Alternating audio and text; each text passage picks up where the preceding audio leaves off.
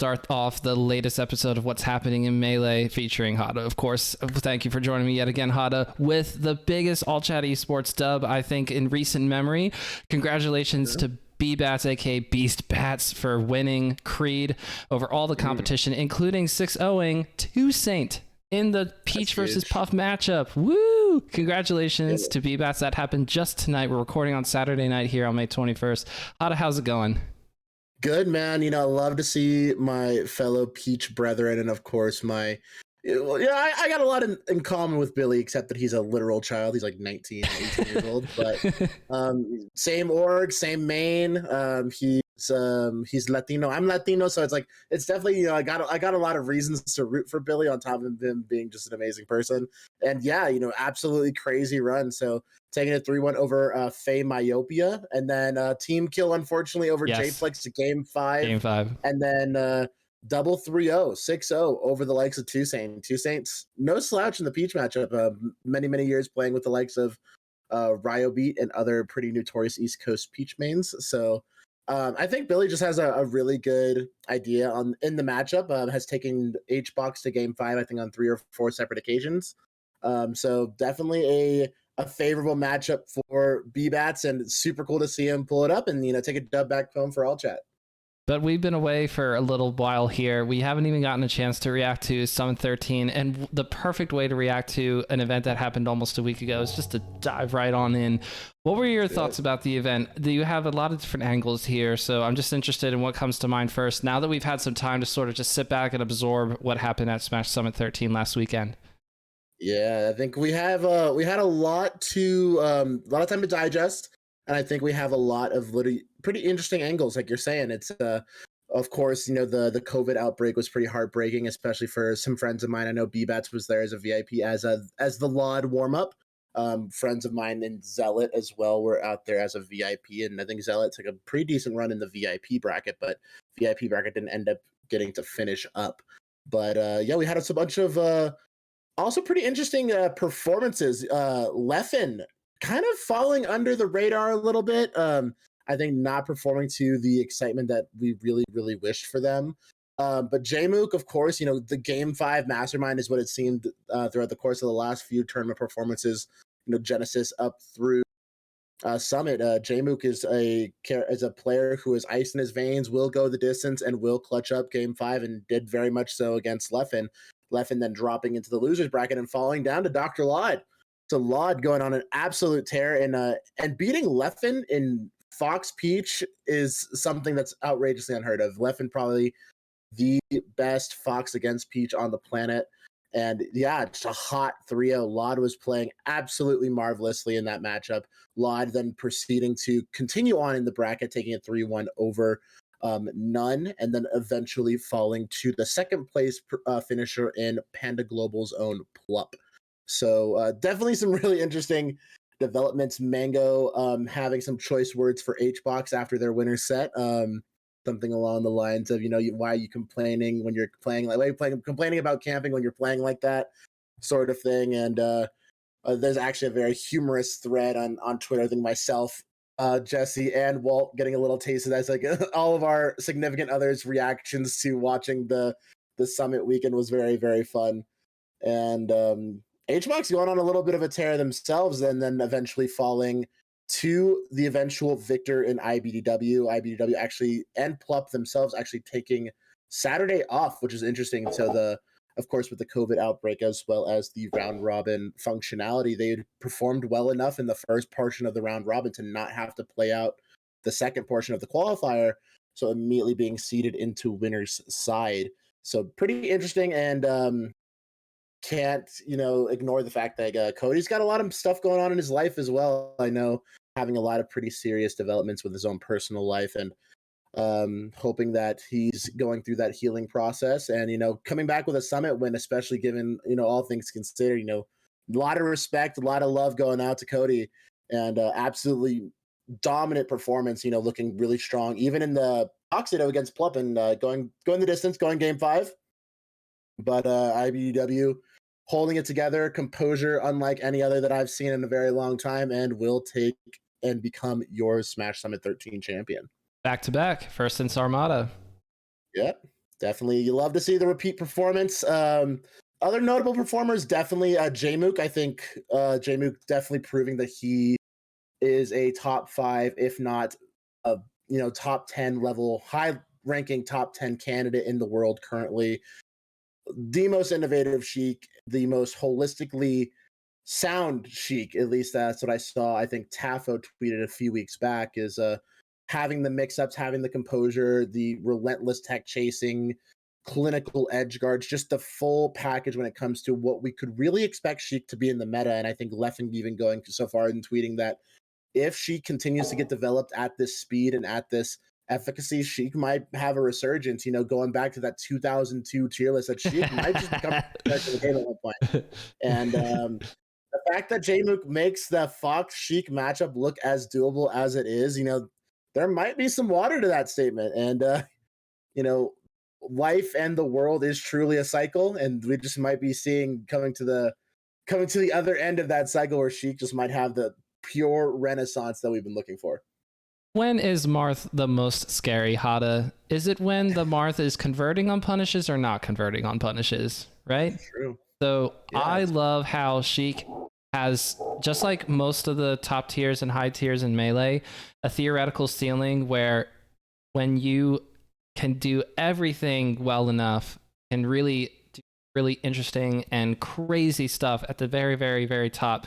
And Zane powered Marth up in the past 5 years. Marth was, we were sort of holding on to PPMD, Mewtwo King, and of course PPU holding it down in the doubles version of Marth as being, Marth can get there. It's just, this and that and the third for matchups. Need someone who's like, able to take Marth over the top, and that was through Zane. And between Plup, between Jmook, those two, and Leffen throwing out the Sheik for counter picks and and maybe even considering, maybe I could play Sheik for other matchups too. And then of course all the other Sheik mains, dedicated Sheik mains like Face Roll, like Spark, all of those players and people who can take this character who, yes, has certain things that you go, oh, that's not going to be great against Fox, or that's not going to be great against Falcon or Martha, and you go on, but she can be a character that when converting on tech chasing, converting on punishes, able to use needles perfectly, especially for edge guards. Like when you put all of that together, Jmook seems to be the player as the Sheik from the Sheik world who can put it together first. That's what it seems like right now, because the last time we had something like this was, you go back to Armada, right? Armada was well known in Europe before coming over to the United States and playing at Genesis 1 and almost won the whole event. And a lot of people knew about Jmook when you were a hardcore Melee fan, but the casual Melee fan had no idea who Jmook was when he shows up at Genesis 8 and almost wins the entire event, beating players like IBDW and so on. And Plup. So it's really cool. What I really liked about Jmook's performance from Summit 13, it was beating Zane. That I really wanted to see that, and I thought, well, there you go.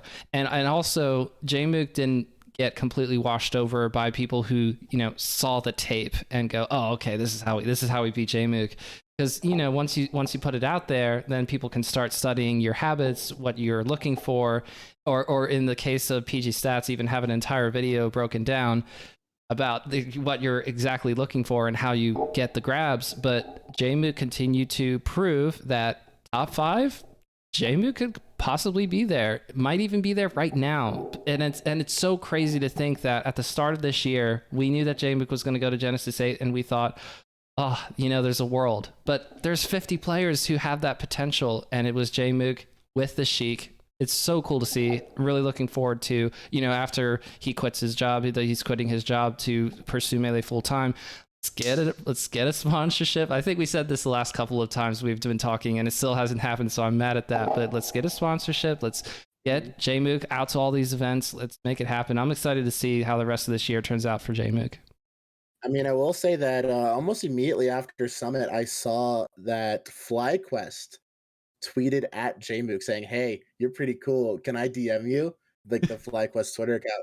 He's like, yeah, but you have to let me bring my boy Salt along. And then Salt is like, oh, bet. Which was like, that's outrageous. Like, big ups to Jmook for not only giving Salt the credit, because Salt was definitely I guess, out of the vote-ins, the most electrifying performer, taking Zayn to game 5, having amazing sets, that crazy moonwalk, edge cancel, back air into reverse knee combo that made everyone lose their mind and Toph completely lose his train of thought. Salt, I think I said it in the pre-show from last week, was I think Salt out of the Vodens is my go-to guy, is my look to who's really going to start making waves and who has the potential to make a little bit of a bracket run. And I will say definitely the unfortunate draw of having to play into Zayn, the proverbial 1 seed in losers round 2, because got upset.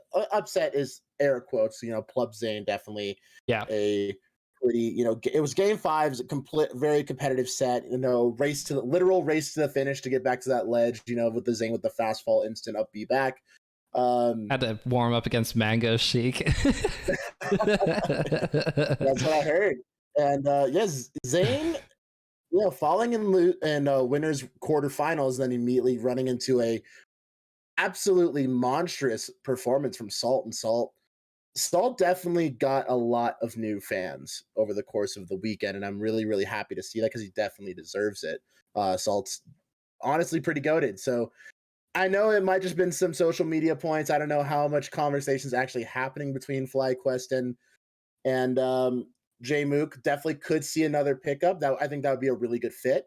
Or how serious that extension was for the likes of Salt. And I also think Salt would be a really solid pickup. Definitely a rising star and someone you could really invest some serious money into. And Salt, great social media presence, super humble, very entertaining guy on Twitch. And Jmook actually having some pretty successful streams. I know here and there some spotted streams in the mornings over from the East Coast. And, I don't think he even has their sub button yet, but is doing a lot of great numbers. So some really cool and awesome players. And I hope FlyQuest makes a serious offer for him. Everybody should be tweeting at Jmook. And also shout outs to HardSwat TV and Conduit Gaming for sort of helping Salt keep the lights on, as it were. But, we understand that those are not the orgs that you immediately think of when you think of a Melee player who should be able to be flown out to a lot of big events and this, that, and third. I saw Chris Stab's thread about frustration about saying, we did a lot of things to help Salt get into Summit, and why are we getting ignored, kind of a thing. And that's a whole thing within the realm of esports, right? If you want to go watch more discourse about that, Aiden Calvin's video about money around Melee, money around esports, it's a great video. If you just look up Aiden esports dying or something, you'll probably get it, because I think he titled it literally that way. And you want Jmook and Salt, players who are up and coming, who are going to in all likelihood be top players either in the very near future or at least in the future. Players like Zayn and Leffen and Hungrybox will continue to play hopefully for a long time, but you still have to think about, well, who's going to be the perennial top dogs in the scene? Is it going to be Salt? Is it going to be Jmook? And gosh, a Falcon and a Sheik holding it down over all the Spaceys, Marths, and Peaches of the world would be so wild. But I love the idea that Jmook's going, well, okay, well, what about the homies? So that's really cool. It was fun to hear about stories from Summit. It was interesting to watch Mango stream the day, and he didn't do it stream Monday. I think he streamed Tuesday, but just describing, yeah, I was just drunk a lot, and I was just trying to do as many funny things as possible, talking about all kinds of wild hotel stories. Because apparently for Summits, he doesn't usually stay at a hotel, but this time he did. That was interesting. You should just go check out the VODs or check out Mango's channel. I'm not going to get into all that, but it's just really cool.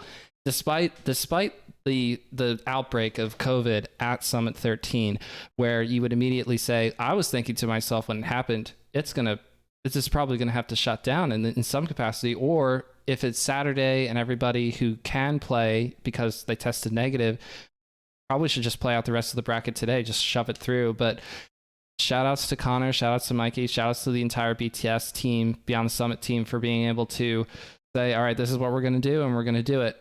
And trying to do everybody by the best that they can, even though, again, it's just a situation that it's out there and you can't really control it that much. But what they could, they everybody I think did a really good job, and hopefully this is a lesson about how often we go to events. So Hada, I'll ask you, is it going to become a bit of a no, an unspoken rule, or maybe a very spoken rule in the Melee community? You shouldn't go to back weekend events.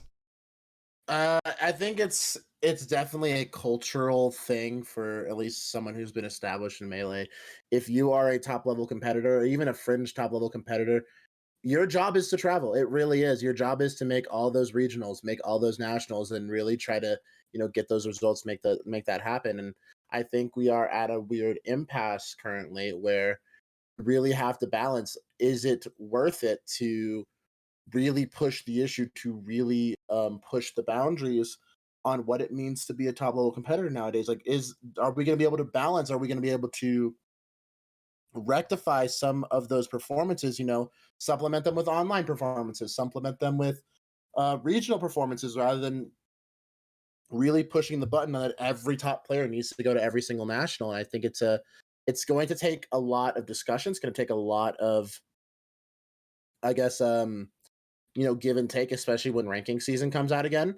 And it's definitely going to be a really, really stressful time to see, what nails are we going to try to hammer in, and how are we going to trim the fat and really decide, what wins count, what losses count, and what the severity of those wins and losses means, online versus offline, regional versus national, national versus weekly, regional versus weekly, whatever.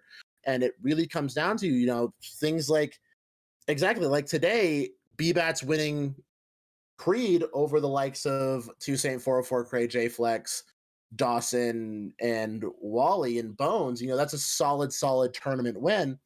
But does that matter, going into something like a Smash Summit where Salt, gets a couple wins? Is that the gravity of that performance, the gravity and the quality of those wins, as well as the quality of the event? Like, where do we trim the hairs? Like, where does the quality really meet its maker? So it's a difficult conversation, and I think we have to start really finding out what our values are, especially given our exodus out of the COVID/online era. So I think there's definitely a lot of discussion to be had, and I'm really excited to see, especially like as this summer of Smash goes on, where we truly lie, and how does the community really support our top players, and where are we going to slot them in at the end of the year? There was some fun little rankings discourse after we had some back weekends of competition. I was okay. So I like the idea of counting wins heavily more than losses, right? Like, well, why do we immediately start talking about who lost to what? I mean, when I hear it from top players, I always just go, wait, what? I thought you didn't like it when people held losses against you. Anyway, but the crazy thing about all this is, think about all the upsets that have happened. I mean, Mango alone, not being able to place top 8 at Pound, at Genesis, or at Summit, because I'm looking just to double triple check. Where did Mango go? Just outside of top 8, it looks like, losing to Kadoran in a 5-game. Yes, that's right. In game 5, Kadoran barely takes that set. So, good stuff to Kadoran. Anyway, I'm thinking about how hard it's going to be. It seems like it's going to be harder than ever for the midsummer rankings or so. I think they extended the season of being able to submit performances and placings beyond the original end of May or end of June. I think they're going to extend it slightly, if I heard correctly, but I don't know when the exact date is. I just know that they extended it. I think that originally they were only going to have it go to the end of May. I think that's what it is, extending it further out and further past the 1st of June. So I hope that Double Down, which is the next big event that I could think of in my head, that would be the next big one. I hope that also can be something that gets considered for the summer rankings. And speaking of Double Down, if that is truly the next big event, I believe that somebody in this call is going to be going, and someone's not going to be going, sadly. My plan is to be in attendance at Double Down. I need to reach out to the TOs to check on commentary stuff. Because Battle BC4. Sorry, shout outs to Battle BC4. Battle of BC, yes. I was just thinking that as well. So shout outs to Deer and the Gallant Gaming staff for getting ready to start running Battle of BC. So I believe JFlex had a serious intention about getting out to Battle of BC, but I think he had some issues updating his passport, unfortunately. So we'll have to see if those get rectified or if he can expedite that process or something's going on. But yeah, at least for all chat's sake, I know myself, I believe Trey, the Trash Man, and I don't know how many of the other all chat boys, but I know we're both apply for commentary. We haven't heard anything back yet, at least as far as I know. But I'm hoping that we do get some awesome blocks and go hang out in Vegas for a long weekend. That'd be great. But yeah, I'm really excited for Double Down. I think it's going to be a phenomenal weekend. And I know specifically here in Colorado, the Mango Slayer Fizzwiggle is making a serious push for trying to get ranked for the first time. And Fizz has been on the ballot, I think, on 3 separate occasions, has been French top 100 multiple times. And with this major win over the likes of Cloud9's own Mango, has really been kind of lit a fire under his butt. He's like, oh man, I might need to get another tournament in. Might need to go to Double Down. Might need to go to Wow. BC, something like that. Yeah. So really excited to see if another Colorado resident, with the exception of Cyrox, might make the list for the first time. So would be really cool to see, especially with a huge win over the likes of Mango. And it's not like,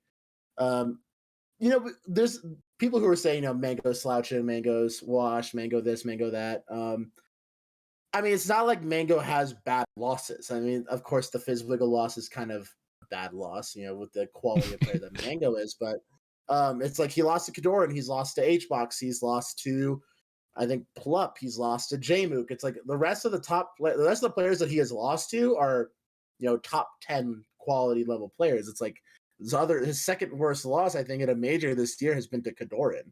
And Kadoran is absolutely phenomenal. Definitely a fringe top 10 player in the world, the second best Marth on the planet right now. And so it's not like definitely not holding out. I think everyone trying to light up the pitchforks and go after Mango, being like, man, you're washed, no top 8, so no this, no that. It's like, no, Mango's, he's gone the distance. He's having some competitive sets, and hope to see a resurgence of the kid at some point. And it's definitely a really cool time to be a Melee fan, and at least from the more administrative sense of Melee tournaments and Melee goings on, we have a brand new logo for the tabs that I'm looking at for these brackets. We no longer are Smash GG, we are Startgg. Startgg, so the Smash GG team rebranding and trying to make a little bit more of a stamp on the greater esports scene, and try to, I believe their main goal is to broaden themselves into more games and to have a better foothold into, bracketology in the greater esports scene. But quickly after that, we do have a announcement that a competing Same day. Yep. Same day. Yeah. The Metafy team announcing that they're going to be releasing another sort of bracketology or organizational brand called Sumo. And it's definitely it's a bold move, especially with such an established team that came from the Melee community. I don't know exactly what the intention or what's going on with all those backroom corporate, boardroom conversations, but definitely seeing a little bit of drama here and there, a little bit of hurt feelings, and have to see how this develops moving forward. Well, I think that there's a lot of complaints that people have regarding Startgg, formerly Smash GG. Specifically, there are things where you build. I mean, Nathan Sandwich has posted about this. I feel like every time Nathan Sandwich has to put together seeding for a big tournament, for a big rollback rumble, or even for Genesis, I inevitably see tweets about, ugh, Smash GG shut down or ruined everything. I have to start from scratch again, or with no functioning mobile app. We're all just on Safari or on Google Chrome, whatever, on our phones, like just trying to zoom in, like, I need to report my match or what have you, and it's not super fun. But then somebody comes along and is like dunking on Startgg, and everybody's like, ooh, wait a minute, but Startgg has been here. I mean, Startgg has been here since like the beginning of 2015 or so, trying to support the community and, of course, yes, grow itself, sell out to Microsoft, all that fun stuff. Those are all true things at the same time, but who's been here, Metafy or Startgg? I was listening to the Alston Melee podcast, which I'm so happy is back, by the way. Shout outs to Alston Melee. And they were talking about how Jaxilla looked up the CEO of Medify, how many times the CEO had tweeted about Mango or something funny like that, and it turns out the CEO had tweeted about Mango exactly 0 times. Like usually. Meanwhile, I think half of the staff, at least, are all super big Smash fans. I mean, I think about former staff like Patty of Also Melee, like Matt Dopzeb, and then current employees like Connor, and I'm talking about Contra and Studebaker Hawk. So these are people who very much care about Melee, and even if, yes, it's a for business, for profit, I get all of that. There are people who still want to support the scene, and hopefully my idea of all of this is Sumo can do what it wants to do. Medify is, you know, fairly supportive of the community from a coaching perspective, kind of a thing. I haven't heard complaints in that regard, but hopefully they all just like just stop doing the whole, hey, we're not our competitor because they suck kind of branding. I've never liked that. I didn't like it when Beyond Melee led with that campaigning, saying, hey, we're not PM. I've always liked the idea of just saying, hey, we're so cool, you're going to want to work with us. But you know, it got everybody talking. Discourse is fueled by people being doing hot takes and getting mad at each other. So I also respect that too. I think it's there's always a saying, you know, no publicity is bad publicity, or no negative. This is like positive or negative publicity is always positive publicity. So even if it's founded in something, you know, discourse, arguing, you know, scandal, you know, all publicity is good publicity, I think is what the saying is. Yeah, I got there eventually, I Yes. swear. Here's a question for you. Since we don't have Melee Guesser to play anymore, shoutouts to Melee Guesser, already dead because of server costs. It do be that way sometimes. I'll keep you to a short question. This is how we'll outro. Do you want to keep FoD as it is, or do you want to not keep FoD as it is? I'm referring to Fountain of Dreams. Yeah. I think that having a standardized level at the start is probably the only thing that I would want to change from it. Make sure that it's not on a cycle per se. I think the randomness is pretty interesting, but I will say that after having some more custom map experience, I actually had a very awesome late night friendly session with PJH Carroll last night, and got on a playtest build for some custom stages, and they were very, very fun. And playing with Carol is honestly one of the most fun experiences you can have as a Melee player. Friendlies with Carol is amazing. So shout outs to PGH Carol. And I firmly believe that the randomness, quote unquote, of FOD, yeah, it's a quirk. It's one of the things. I think the only thing that I personally would change about it is set a standard level on the left and right platform, whether they be offset, whether they be completely level with each other, whether they be one high, one low, whatever's going on. Just make sure it's the same at the start of every game. I think that'd be the best way to do it. But I think having it like banning it or making it illegal or freezing the entire thing, I think that's a little ridiculous.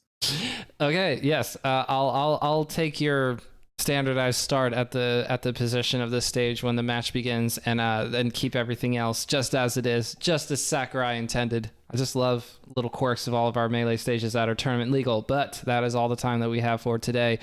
At Hey Hada on all platforms. Catch Hada on Twitch, on YouTube, on Twitter, tweeting, twitching, YouTubing, and you can catch me at Cypher003, not tweeting all that often because I talk enough on the podcast, so why do I need to tweet 24/7? I don't know. But you can also catch updates at BSM Pod. That is how it goes for YouTube and for Twitter, where you can see when new episodes go up, including when we drop the answer for this one. So thank you all for joining us for another week of What's New in Melee with Hada. Wait, hold on. With Hada. Thank you so much, Hada, for making the time to do this yet again. I really appreciate.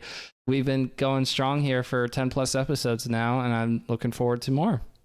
Yeah, it's definitely been a joy every single week. I definitely look forward to it. I know we've had a little bit of offset scheduling problems, but hopefully we get a little bit more consistent as the weeks go on. But you keep saying, let's, you know, I'm good. Let's work around schedule stuff. I'm like always like, oh, Hada wants to keep doing this. This is great. I do want to keep doing it. It's a good time. But guys, thank you so much for always supporting. I really appreciate it. It's always a fun time coming back. And we will see you again next week with more happenings in Melee.